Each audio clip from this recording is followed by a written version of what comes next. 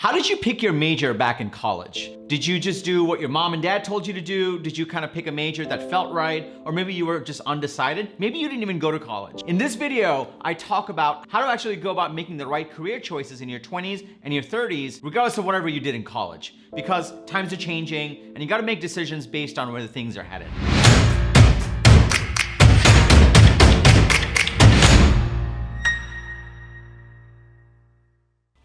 What's up, everybody? I'm TK and you're watching another Unstoppable Sunday. Unstoppable Sundays are about two things. Number one, we ask ourselves, where am I? And number two, we answer, what do I do next?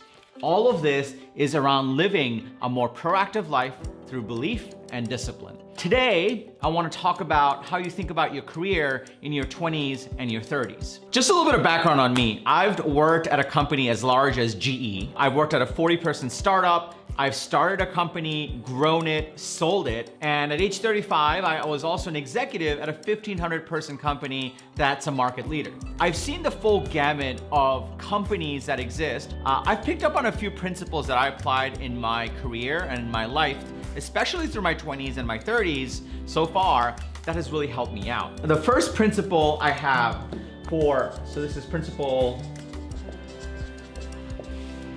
number one that I have for careers is don't get a great job.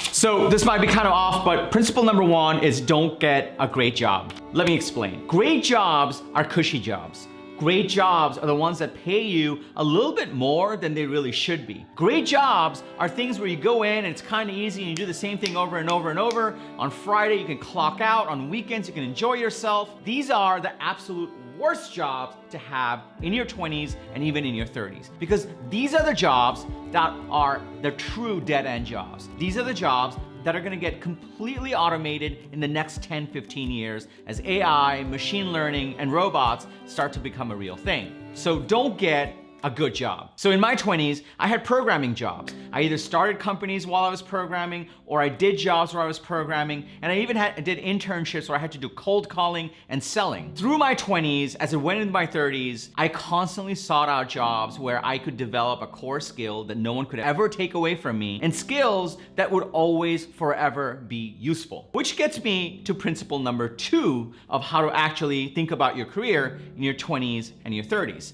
Now, there are a lot of jobs out there, but I look at jobs in two broad buckets. The ones that actually matter, the ones that are gonna stick around over the next 50 years. The two broad buckets, they kind of fall into these two circles. The first one is creative jobs, where you're creating. And the second one are jobs where you're selling. Now, there are lots of different titles out there. There are lots of subsections of jobs out there. There are a lot of different kind of jobs, but I always look at jobs that fall into one of these two categories.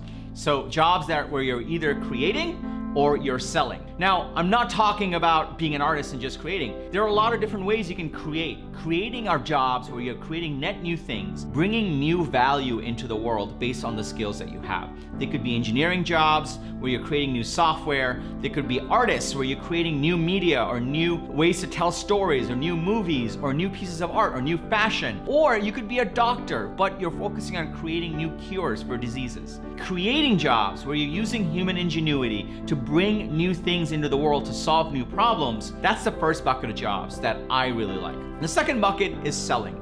And again, I'm not talking just sales, I'm talking selling, I'm talking marketing, I'm talking storytelling, I'm talking about connecting people and networking. These are the kind of jobs where you work with people that are creating and you help spread the idea and the word about whatever is being created. Both of these types of jobs, regardless of how quickly AI and machine learning and robots get created, these two things that use human connection and human ingenuity and figure out how to connect deeply with society's problems, solve them, and tell as many people about it, these two kind of jobs are gonna be around for the next 50 years, no matter what. And that's true if you look at current trends in the United States even. Factory jobs got outsourced, and even then, the offshore jobs are getting outsourced to robots and machines. That's something that's a good job. You go in, you clock in, you work 40 hours, you go home, and you're good.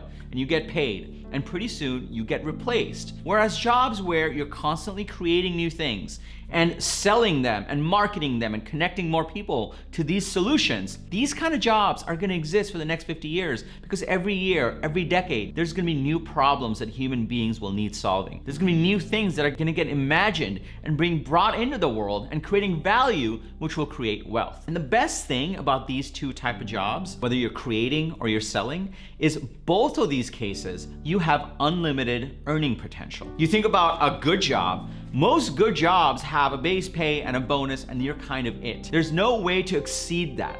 But you get a job where you're creating something new, or you get a job where you're selling something, you can actually get unlimited earning potential, whether it's through commissions or through equity or through selling whatever you've created to a bigger entity. All of those things actually create unlimited wealth for you. And so those are the two principles that I always get people to think about. Number one, don't get a good job in your 20s and 30s. Do the hard projects. Build a skill that no one can ever take away from you.